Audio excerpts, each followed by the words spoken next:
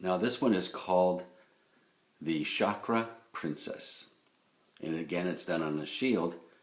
It's a shield painting. And just a comment right up front.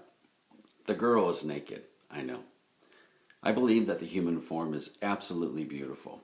It's God's creation. How could it not be beautiful? I could have put clothes on this girl, maybe even a leotard, but that would have dated it, like 1984 or 1996 or 2011. Or I could have put Greek robes on her, or Roman robes, or some kind of fairy princess robes from the forest. It's always an issue with artists because they're always trying to figure out, well, shall I clothe her? Or shall I risk the possibility of offending someone? Because it's a naked person. And in my case, well, if anyone happens to go to Rome and you happen to go see a statue created by Michelangelo called David, I don't know if you notice it or not, but he's naked. And no one seems to have a problem with it. In fact, if he had a bunch of clothes on, they'd all be saying, hey, what the heck? Why would you do that? This is a masterwork.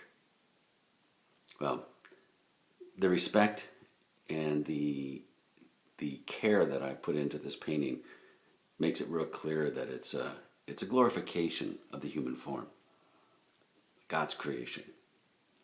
Okay, enough said about that. The Chakra Princess is a story about the energy system that runs through a human being. You see those little dots that run up and down her spine all the way to her skull? They're all different colors. They're the colors of the rainbow. Well, in Hindu tradition, each chakra represents a certain type of memory, a certain point in our body that carries all the memories. And when those memories are damaged, like let's just say, I don't know, you get into a car accident, and there's a trauma and something happens to your body, well, psychologically you've been affected by that experience. Or you go through a divorce, or you go through a mugging, or you fall off a cliff, or you lose a child, or on and on the story goes. Well, every time that happens, one of those little buttons in the energy system, they almost literally go out like a candle blown out in the wind. And when that happens, the individual's physical body is now open to be hurt, wounded. They're no longer integrated with themselves. And so the Chakra Princess is a reminder to keep all those little buttons alive. Red, orange, yellow, green, blue, purple. Keep them alive so that the body can be strong. Now, why would I give John a painting of a beautiful woman with chakras running up and down her spine? Because John has accidents frequently in hockey in which, his back gets injured, the spine itself. And so I did this as a dedication and kind of as a prayer that John would recover.